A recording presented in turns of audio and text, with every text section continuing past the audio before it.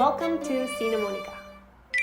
Hello everyone, welcome back. I'm here to do a second part of my ranking of A24 movies. I definitely left out a lot of A24 movies in my first part. Again, I just want to say that this is my list, my personal list, how these films have impacted me personally. So you are more than welcome to disagree with me and, respectfully say so in the comments. Emphasizing respectfully because a lot of you guys were cursing at me. Like, it's fine. It's fine if we don't like the same movies, the same amount. I'm going to explain my categories because I did change them this time around. The first category, I did leave it the same, is elite. So these are the movies that for me are elite, that I absolutely love, that I think are perfect, that I basically think are masterpieces. The next category is pretty great. They don't reach the elite level. They're just not perfect per se, but they're pretty great. Third category is alright. So these are movies that are kind of mid, I guess. It's not that I dislike them, so they're just pretty much in the middle. Then is not my thing. These are movies that I didn't really enjoy or liked. They're just not my thing. They could be your thing, but they're not my thing. And the last category is thumbs down. These are movies that I did not like at all. Let's start with The Spectacular Now. This is an older A24 movie. When I was a teenager, I read this book and I absolutely loved it. So I had a lot of expectations for the movie, and honestly, the expectations were met. This movie is incredible. It stars Miles Teller and Shailene Woodley, and it's about these two teenagers who are very, very different. The guy is kind of addicted to alcohol. He's kind of a troublemaker. He's like not a very responsible kid. And then the girl, she's this very quiet, very responsible girl. It's the kind of girl that nobody would even look at. But I actually really love their interactions, their chemistry, even though it's a trope that it's present in every teenage rom-com movie. It just really works in this one. I would say that this movie is pretty great. I wouldn't say it's elite. It's not like this incredible masterpiece, but I wouldn't say it's mid either. It's like one of the best teenage love stories that I have seen. Moving on to Ex Machina. Ex Machina is directed by Alex Garland, and it's about this guy who wins this contest to go to this scientist's house. Turns out this tech guy is actually working on making very realistic robots, AI, if you will. It's a very hot topic right now, and I feel like this is what it's gonna come to in the future. Our protagonist goes there and is made to interact with her and basically study how realistic she is. I have always loved this movie a lot. It's fairly simple. There's only like one location, only like 3 characters in the whole movie, but at the same time it's very deep and complex in its story, and it's just a very exciting sci-fi movie. There's always this sense of something very dark is gonna happen, and I just love that. It really kept me on my toes. I really like this type of sci-fi movies, so I'm going to put it in elite. I think this is one of the very first A24 movies that I really truly fell in love with. The next movie is Room, starring Brie Larson. She won an Oscar for this role, and Jacob Tremblay. This movie is about this woman who has been kidnapped for years and years. She had a child with her kidnapper, and the child has never seen the outside world. He has never seen outside of the room that they're in. That's why it's called Room. This is not a spoiler, it's all in the trailer. They are saved, and we see how the kid now has to accommodate to life, basically. He has to learn what everything is, how the world works, how the world looks. This movie truly broke my heart when I first saw it. I would say that it's pretty great, or is it elite? I don't know. It's not one of my favorites to put it in elite, so I'm just gonna put it in pretty great, but I do think it's an incredible movie. So the next movie is Hot Summer Nights, starring Timothée Chalamet. This movie is about a teenage boy who spends his summer in Cape Cod, and he basically has a wild summer. He starts selling weed, partying, meets this girl. To be honest, I didn't really enjoy it. It was just all over the place, and it just didn't really make a lot of sense. Not very fun at all. Timothée Chalamet, he's a great actor. One of the best young actors right now. It was a really great idea to cast him because he is pretty much one of the only good things about this movie, in my opinion. So I am going to put this one in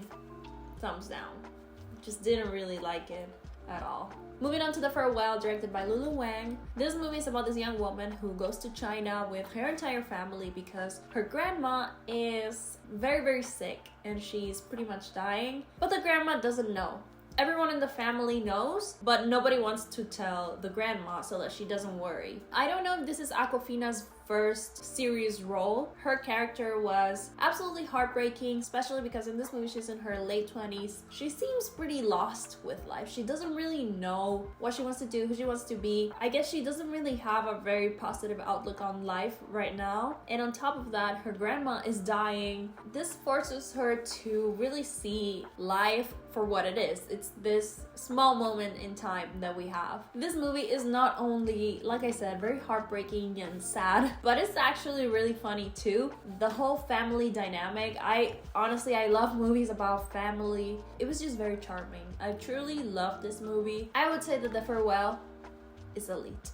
Great movie. Can't wait to see what Lulu Wang does next. Moving on to Sola. So Sola is a story that was taken from a Twitter thread, which sounds insane. This movie is about a woman who is a stripper. She befriends this other girl and they take a trip to Miami to make lots and lots of money. Sketchy things happen that this girl wasn't really prepared for. She thought that they were just gonna go dance and make money. I gotta say, I think that the Twitter thread was a lot more entertaining than the movie. I was super excited to watch this movie and I was honestly kind of disappointed because I just found it pretty bland. By the way, Cousin Greg is in this movie, which was a really nice surprise, and just seeing him there is just very Cousin Greg, I feel like. The pacing in this movie was very off. The editing just made no sense. It was very weird and awkward. I did enjoy Sola's character a lot though, but that's about it. So I would say that this movie is not my thing because I do see the vision. Maybe if it was like a short film or maybe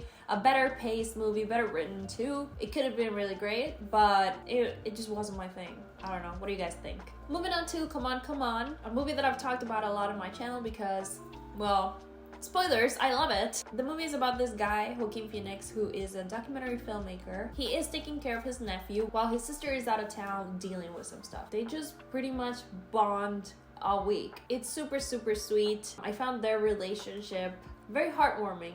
The movie is in black and white. The cinematography is really pretty, very beautiful. You know, it's one of those movies that will definitely leave a smile on your face. At least it did to me. It's not only a sweet movie, it also has a lot of depth. So I really appreciate it. I think this is like right up my alley. I love movies like this. Like I said, family. If it's about family, I'm gonna be watching. I'm going to put it in elite. It is just one of those really perfect little gems. Moving on to After Yang. After Yang is directed by Kogonada, who is an incredible filmmaker. I really admire him. After Yang is this kind of futuristic sci-fi about this family who adopted this little girl, and in this futuristic world there's actually robots that you can buy for your kids to be their companions. It really reminded me of the book Clara and the Sun, and basically they get this kind of AI robot for her. He basically teaches her about her culture, about her country, the language, so that she can be more connected to her roots. When I watched this movie, I was dealing with a lot of grief. The way that it dealt with grief, with memories, was extremely beautiful, and I'm really appreciative of this film. I think that it really helped me. It's an absolutely beautiful movie, and I actually love that it's also a sci-fi. It really adds something more unique to it. I truly love it. I think it's a masterpiece, and I'm gonna put it in elite.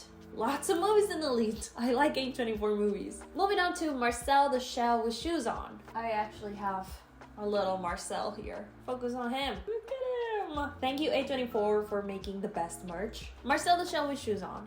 He is a little shell. He has shoes on.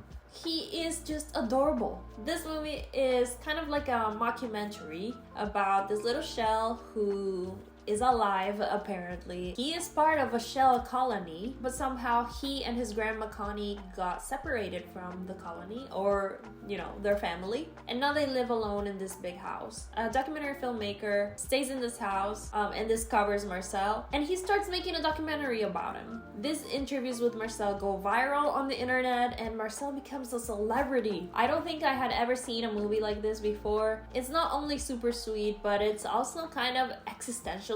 Like, Marcel goes deep into, you know, the meaning of life. I appreciated it, I cried, and I laughed. So I'm gonna put it in pretty great. Like I said, it's just super sweet. There are some really deep moments in there too. I highly recommend it. Moving on to Bodies. This movie didn't really seem like my type of movie, but I heard a lot of people kind of raving about it, so I went to see it, and to be honest, I was pleasantly surprised. It's about this very wealthy group of friends who get together this one night and they decide to party and play werewolf. In the movie, it's called Bodies. One person is the killer and they have to kill someone in the game, and then everybody has to guess who the killer is. Of course, someone ends up being actually killed and they have to figure out who killed them. People keep dying, everyone is freaking out more and more. There's a huge storm, so nobody can leave the house. Honestly, this type of movie, of course, has been made before. We have seen this movie a lot of times. I think what really sets Bodies apart is this movie is very, I guess, Gen Z. It's very current. All of the dialogue, the characters, it's like you're scrolling through Twitter, basically. The dialogue was actually pretty funny. I have to give props to the actors as well, especially Rachel Sennott. She's amazing. I really love her, and this role was perfect for her. She did an amazing job. I wouldn't say that I would want to rewatch it. I mean, maybe if like I get together with my friends and on Halloween, that would be a fun movie to watch for sure. I'm gonna put it in alright, because I wouldn't say it's pretty great, but I also wouldn't rank it lower because I honestly thought it was pretty fun. I had a good time. Moving on to Everything Everywhere All at Once. As we all know, the Best Picture Oscar winner, Best Actress, Best Supporting Actor, Best Supporting Actress, Best Director, Best Screenplay. I think I read that this is the most awarded movie in the Oscars history, and that is incredible. That is amazing, and that is honestly very well deserved. I was rooting for this movie so hard. I did want Stephanie Hsu to win, not necessarily Jamie Lee Curtis. This is one of those movies that is just so unique. There's nothing that you really can compare it to at all. It's just one of a kind. It's so funny, it's so sweet, is extremely heartbreaking, and it's just silly AF. I truly want for A24 to release a screenplay book of this movie, because not only would that be just a super cool book to have, but I also really want to read the screenplay for this because I just can't even imagine it. Oh, it also won Best Editing, which again, very well deserved. The editing was incredible. Everything about this movie is perfect. I truly loved it. If you don't like it, I truly want to know why. So please let me know. Again, be respectful. I just want to know your reasoning. I am very curious, because to me, this movie is elite. Great job, everybody. The Oscars have not been this exciting since Parasite won. Well, no, wait. Last year was The Slap. That was exciting. Moving on to White Noise, directed by Noah Baumbach, and it stars Greta Gerwig and Adam Driver. I was very excited for this movie because I actually really liked Marriage Story, which is by Noah Baumbach as well. And of course, I'm a huge fan of Greta Gerwig, so I was very excited to see her. It's about this family in, I believe it's Ohio. Everyone in this town witnesses this airborne toxic event, as they call it, which is, of course, endangering everybody in this town. They have to flee, or else they'll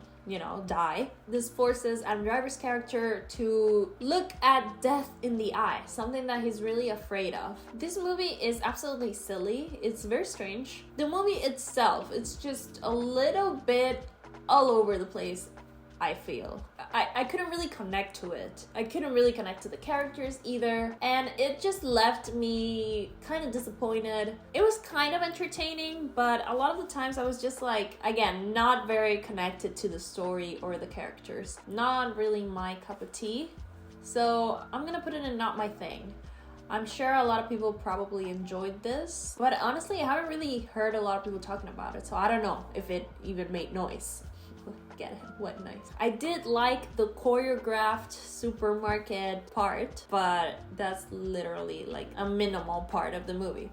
So yeah, not my thing. Moving on to Under the Silver Lake, which a lot of people requested in my last video. Under the Silver Lake is a strange one, not gonna lie. It stars Andrew Garfield, and it's this very like neo-noir type movie, very wannabe Hitchcock. Is about this guy who is just a creep. Like, he's a sleazy, disgusting pig, I would say. In this movie, this guy is trying to find out what happened to this girl who is apparently missing. She was his neighbor. He spied on her with binoculars, looking at her butt, and he pretty much thinks that she owes him an explanation of where she went. So he's trying to find her. At the same time, there's this murders that have been happening, these dog murders, and he's pretty much going to this rabbit hole of conspiracies. I know that this movie is trying to tackle what the male gaze is. Our main character pretty much sees every single woman through this really disgusting lens. Even though this movie is trying to critique that, it gave us exactly what it is critiquing. I don't know if that was the point. I just didn't really enjoy that aspect of it very much. I did like that this movie was kind of ambitious. The score, the cinematography, the editing, it was obviously trying to be kind of like this noir film, which I appreciated. It was very creative and I really liked that. But again, I just didn't really like how the female characters were presented in this movie, even though that was the point. It's kind of conflicting, I guess. If you do like it, please let me know why. I'm open to hearing your guys' opinion, of course. So yeah, I feel like this movie belongs in alright. I don't think it's like a bad movie. I wouldn't say it's a great movie. It's just kind of different, which I appreciated. But again, I think it was just alright. And lastly, the movie that I'm going to talk about is After Sun. After Sun is a movie directed by Charlotte Wells and it stars Paul Mescal and Frankie Corio. They are father and daughter who take a vacation in this resort. We basically see them interact through this kind of nostalgic lens full of VHS tapes and video camera footage. We see how troubled Paul Mescal's character is. He's very depressed,